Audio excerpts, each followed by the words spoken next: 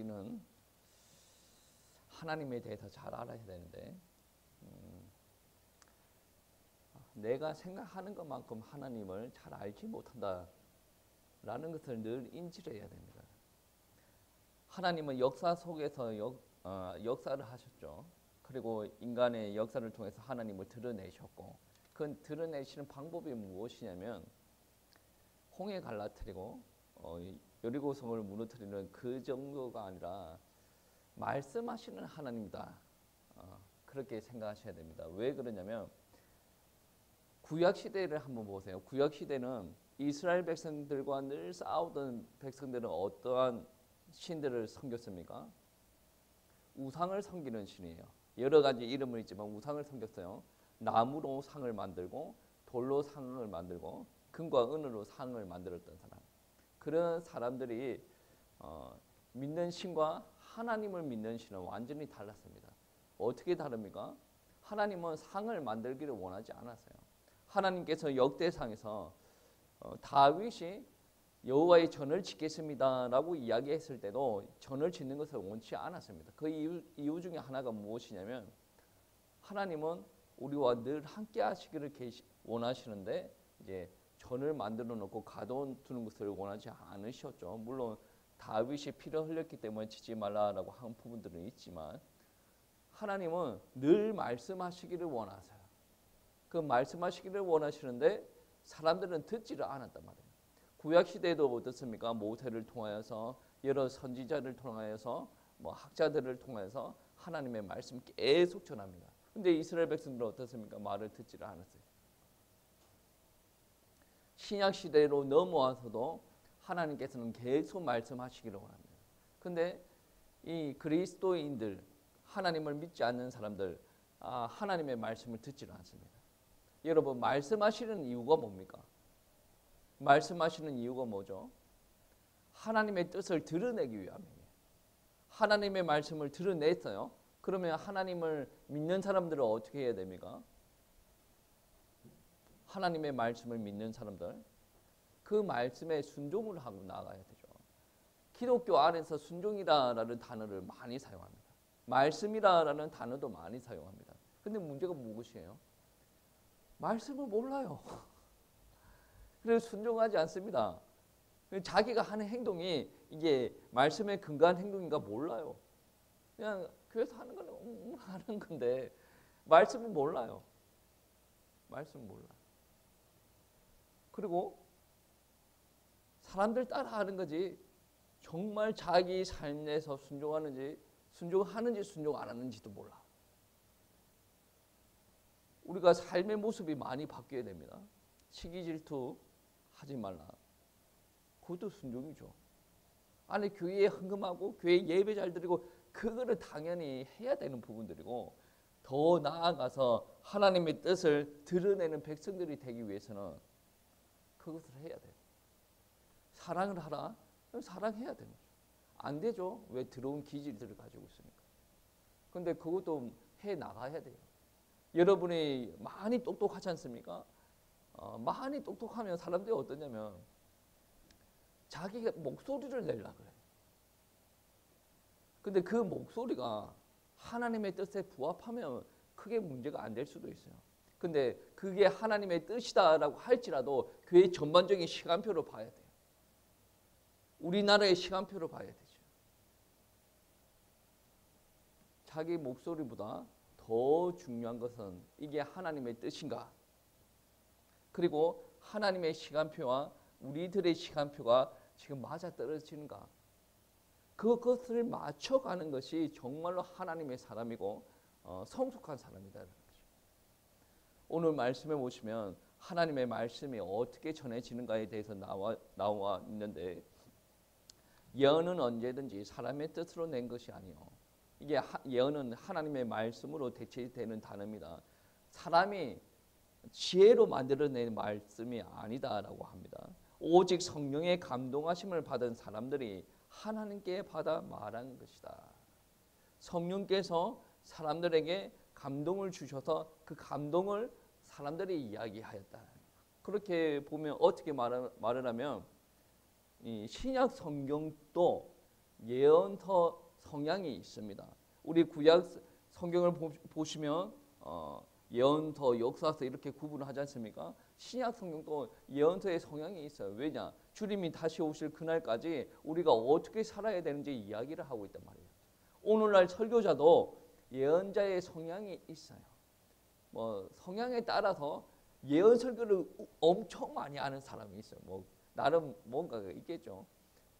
그렇지 않더라도 그러한 성향을 가지고 있지 않더라도 하나님의 말씀을 있는 그대로 전달하는 사람이라면 예언자의 모습이 그대로 있다라는 거죠. 왜 그러냐? 신약 성경에서 설교자를 신약 시대에 초기 기독교 공동체에 설교를 이야기할 때 여러 가지 단어를 이야기해요. 그 중에 케리그마라는 단어가 있어요.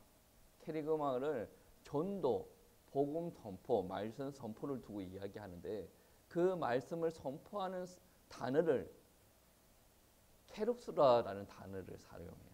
케룩스라라는 단어를 한국 의미로 번역을 하면 전령이라는 거예요. 여러분 좀 이상하죠? 하나님의 말씀을 선포하는 사람들을 전령으로 표현한다. 어떻게 보면 좋은 단어 같지 않아요. 근데 예수님 시대에 사도 시대의 전령이라는 단어는 무슨 일을 하는 사람이냐면 왕의 명령을 받고 그 명령을 그대로 전달하는 사람. 전쟁터에서 막 전쟁이 일어나고 있어요. 그 전쟁터를 어떻게 해라 말아라 그런 명령을 전달할 수도 있지 않겠습니까? 요즘 같았으면 스마트폰으로 하겠죠. 화상 채팅으로 하겠죠. 근데 그 시대는 그런 시대가 아니었죠. 전령은 보낸 거예요. 전령이 말을 다다다다 가가지고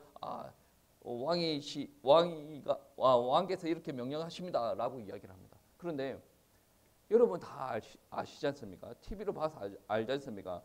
누구는 왕의 명령을 받들라 막 그렇게 하지 않습니까? 그러면 사람들은 어떻게 합니까? 다 무릎을 꿇지 않습니까? 왜 무릎을 꿇고 다 엎드립니까? 전령인데 계급으로 따지면 자기보다 더 낮은 사람인데 누구는 왕의 명령을 받들라 막 그러면 다 무릎 꿇고 막 이렇게 받습니다. 그리고 그부터 누구는 들으라 뭐 어쩌고 저쩌고 왜 그렇습니까? 전하는 사람의 계급이 중요하지 않아요. 전하는 사람이 누구에게 받은 말씀을 전하는가 그게 중요한 거예요. 나보다 낮은 사람이라도 그 입에서 나오는 말은 왕의 명령이에요. 그래서 왕과 같은 권위가 있는 거예요. 그 전령을 쳐 죽이면 어떻게 됩니까? 왕명을 거부하는 거예요. 왕의 명령을 내뱉는데 듣고 무시해버려요.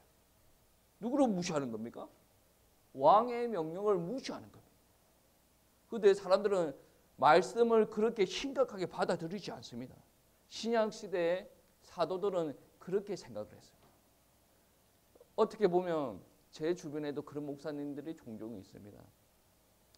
목사님들이 제가 느끼기에도 심하게 권위주의적이고 나이가 많아서 그런 건 아니에요. 권위주의적이고 엄청나게 교만하고 성도들을 막 이게 깔아보는 사람이 있어요. 성도는 평신도는 그거 아마 안 돼.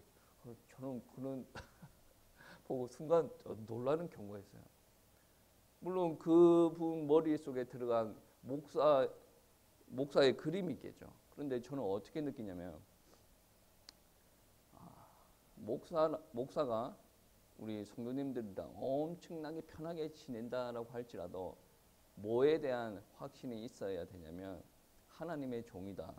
그 종은 섬기기 위한 종인데 그 섬기기 위한 종은 여러 모습으로 섬기죠. 근데 가장 그 종의 권위 있을 때가 무엇이냐? 종의 권위가 있어봤자 얼마나 권위가 있겠습니까? 근데 하나님의 말씀을 받고 그것을 여러분한테 전할 때가 가장 권위가 있는 거예요. 무슨 말인지 모르겠지. 케룩스가 그랬다고. 케룩스가 그랬다고. 종이 전하는데 우리가 왜 아멘 아멘 해야 됩니까? 니랑 내랑 똑같은 인간인데 그렇게 해버리면 그거와 똑같아요. 누구는 왕의 명령을 받들라. 그러네. 니 떠들어봐라. 내가 그렇게 살아가는지 봐라. 그거랑 똑같아요. 여러분 하나님의 말씀이 이렇습니다. 성경 말씀이 이렇게 이야기하고 계세요. 예수님께서 이렇게 말씀하십니다 라고 이야기하는데 뭐 그렇다 말도 나는 안 들을 거야. 그냥 내 피곤하니까 좀 자고 일어날게. 그 하나님 그러한 마음으로 헌신을 하고 그러한 마음으로 예배를 드린다. 하나님께서 전혀 역사하지 않으십니다. 하나님께서 뜻을 드러내실 때 말씀을 통해서 드러내시는데 그 말씀은 특별 계시로 우리에게 성경으로 기록이 되어 있습니다. 왜 이렇게 성경을 기록하게 하셨는가?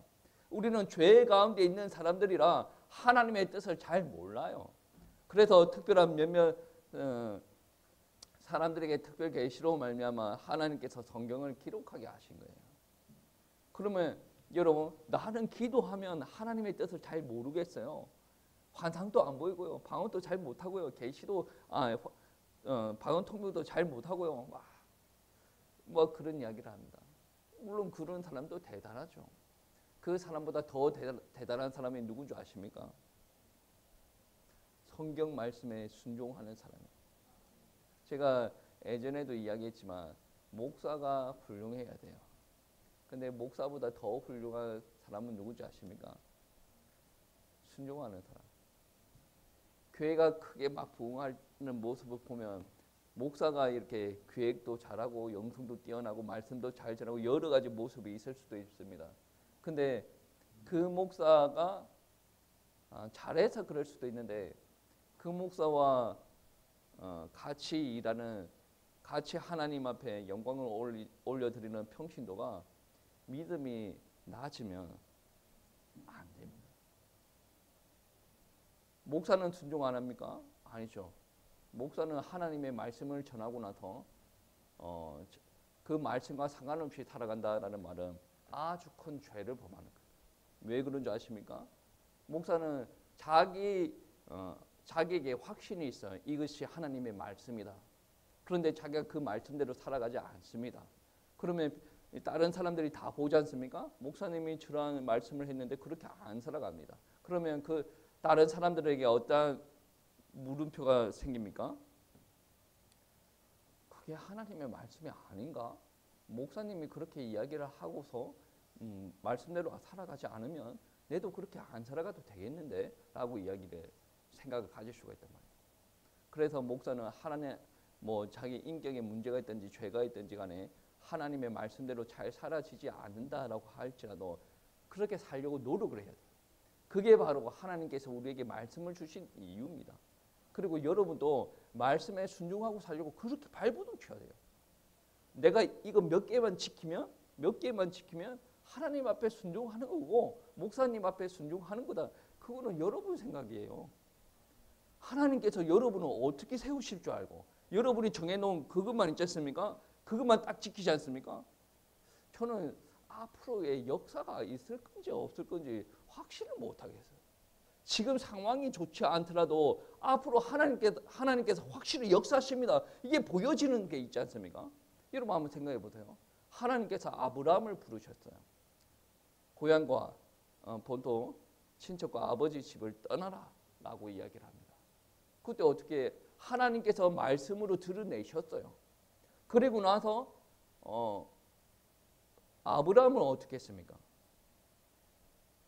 말씀에 따랐어요. 그러고 나서 어떤 일들이 일어납니까? 하나님께서 함께 하시는 역사가 일어났어요.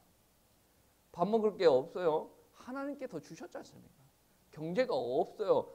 가병 318명을 일으킬 만큼 가병이 생겼어요. 그리고 후손들한테 물려줄 재산도 생겼어요. 육신적인 것만 해도 이거예요. 하나님께서 아들 주신다고 했지 않습니까? 주셨어요, 안 주셨어요?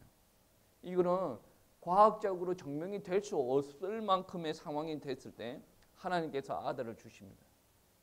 왜 주십니까? 순종을 하고 나가서. 여러분, 사람들이 순종하면 오해를 많이 해. 무조건 우리고 들어간다. 순종은 믿음이 있는 사람만이 할 수가 있는 거예요. 내가 좀 순종을 해볼래? 그런 저자세로 시작하는 게 순종이 아니에요. 제가 생각하는 순종은 저자세가 아니에요. 하나님 앞에는 저자세가 맞죠. 창조주께서 명령하시는 것을 받아들이고 하는. 정말 믿음이 있는 사람들이 순종할 수가 있는 거예요. 교회 안에서 고개 빳빳이 드는 사람들 있지 않습니까? 목사님들 모임에서 고개 빳빳이 드는 사람들도 있습니다. 그 사람이 정말 하나님을 믿는 사람인가? 믿어도 순종을 하는 사람인가? 의문스러워. 숙일 때는 숙일 줄 알아야 됩니다. 정말 믿음이 있는 사람들이 순종을 하고 나간다고 해요. 요즘 교회가 막 분쟁이 일어나가지고 재판장 앞에 가가지고 판결 내려주세요라고 이야기를 하면 판사들이 화해하세요라고 이야기를 하죠. 근데 이놈의 기독교 교인들이 한번 싸움이 탁 붙으면 매일같이 새벽 시간에 기도하고 힘받아서 싸우니까 이 사람은 안 지쳐. 정말 안 지쳐. 죽어져야 되는데 절대로 죽어지지 않습니다. 하나님께서 계시하셨대. 그러면서 끝까지 싸웁니다. 하나님을 믿지 않는 사람들도 어이가 없어가지고 화해하세요라고 이야기해요. 근데 그 누구도 죽어지지 않습니다. 왜? 자존심이 상하니까. 자존심은 누구나 주는 거예요. 누구나 단어를 쓰기가 좀 그러니까 누구나 주는 겁니다.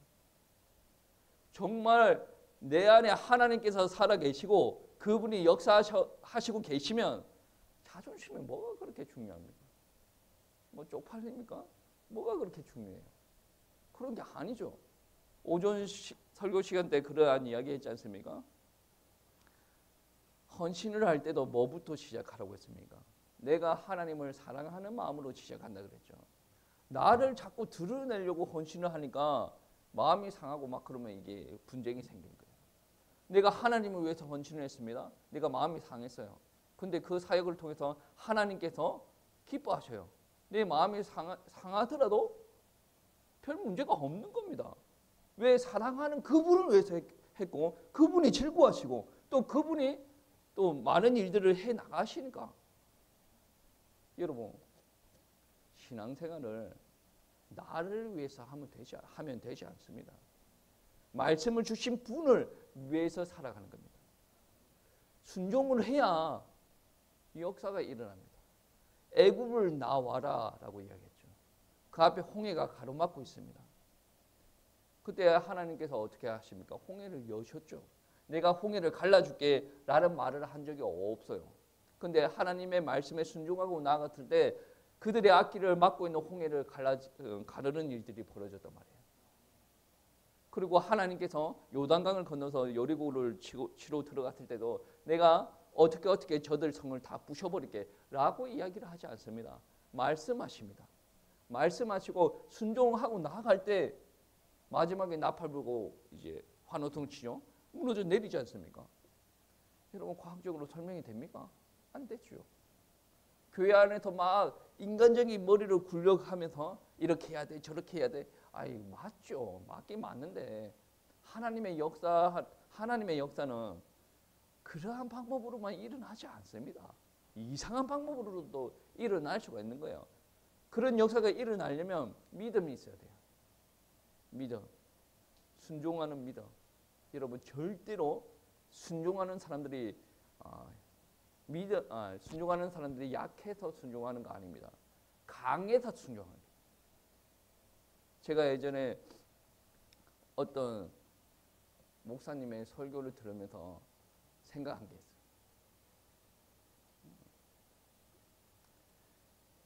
목사님이 설교하는데 늦게 들어왔어. 요즘에는 그러한 행동을 하면 정말 나쁜 목사님인데 그 목사님이 설교하는데 성도님이 늦게 들어왔어요. 그 늦게 들어온 사람을 성전 뒤에다가 세워놨어. 제가 볼 때는 요즘에 그렇게 하면 목사의 인정을 못 받는 사람이에요. 근데 그런 사람들이 종종 있어요. 그런데 성도님 중에 한 명이 서서 가만히 말씀 듣고 이렇게 순종을 했다는 거죠. 저는 목사님이 훌륭하다고 생각하지 않습니다. 그렇게는 능력 없고 막 그래도 아무 때나 해도 그런 사람으로 만들어 놓을 수 있어요.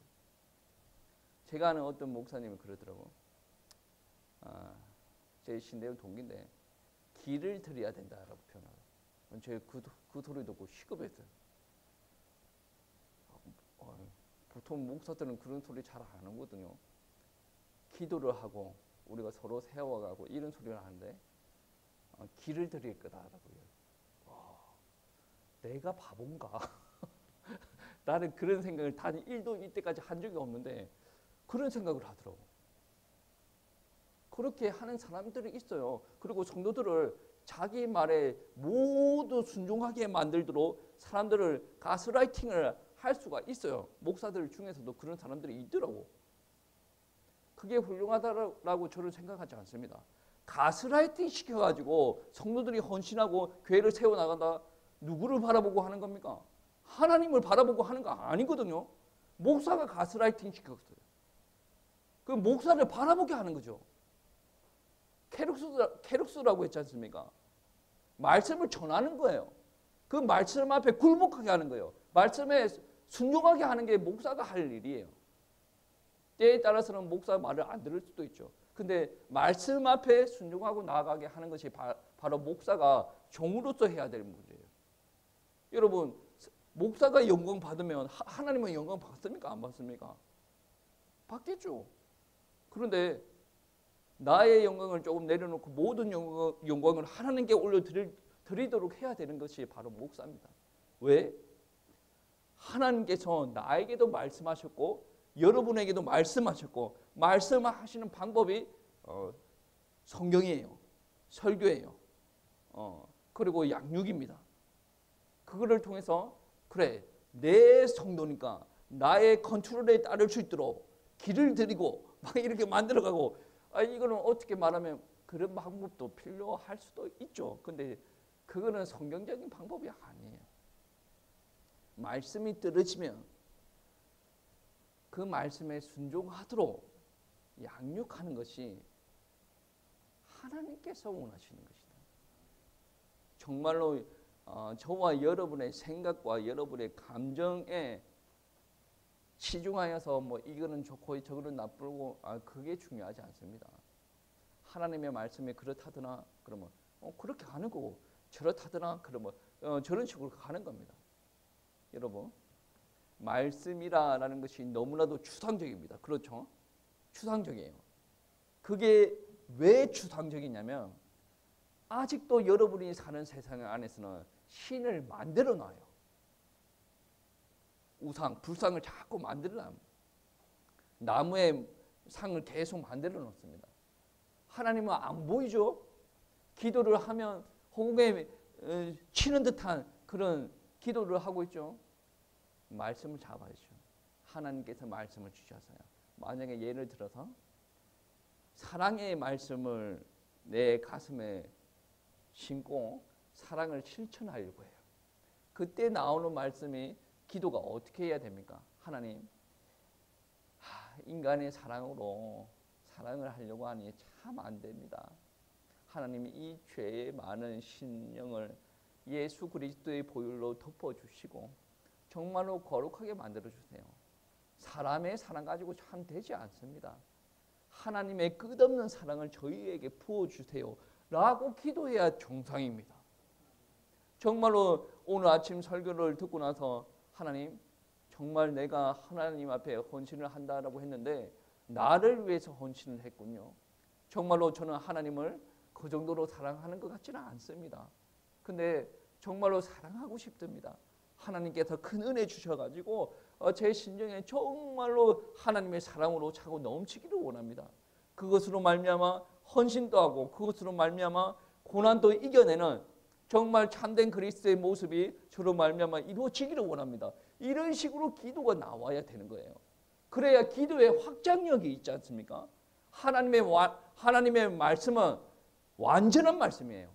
오류가 없다라는 말이고 하나님의 말씀은 우리를 구원하고 또 우리를 이 땅에서 살아가기에 충분한 하나님의 말씀이다라는 거죠.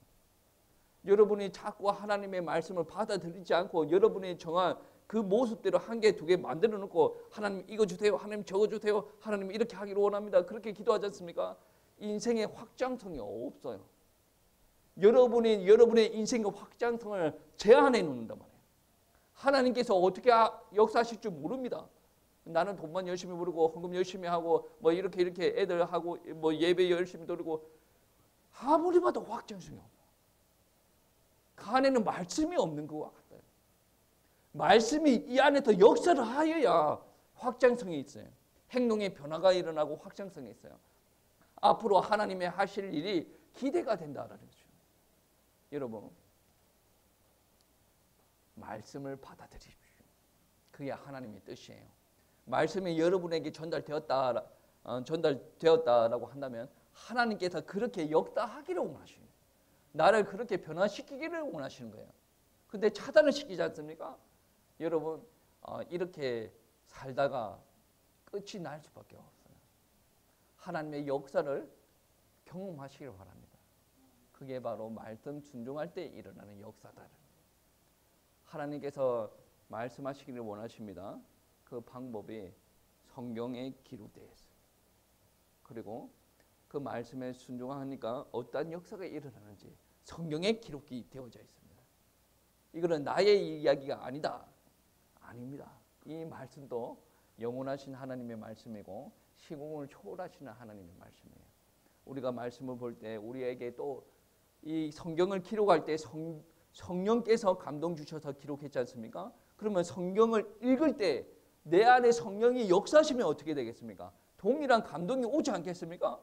그러면 우리가 말씀 따라 순종을 하고 또 하나님의 능력을 체험할 줄 믿습니다. 말씀 꼭 기억하시면서 또 한 주 동안 승리하시길 바랍니다.